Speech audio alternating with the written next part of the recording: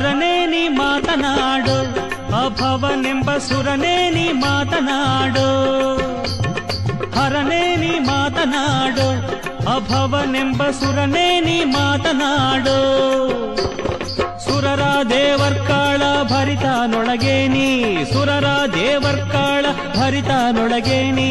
ಮರ್ಯಾತ ಮಾತನಾಡು, ತೋಂಟದ ಸಿದ್ಧಲಿಂಗಯ್ಯ ಮಾತನಾಡು. ಲಿಂಗಯ್ಯ ಮಾತನಾಡು, ತೋಂಟದ ಸಿದ್ಧಲಿಂಗಯ್ಯ ಮಾತನಾಡು.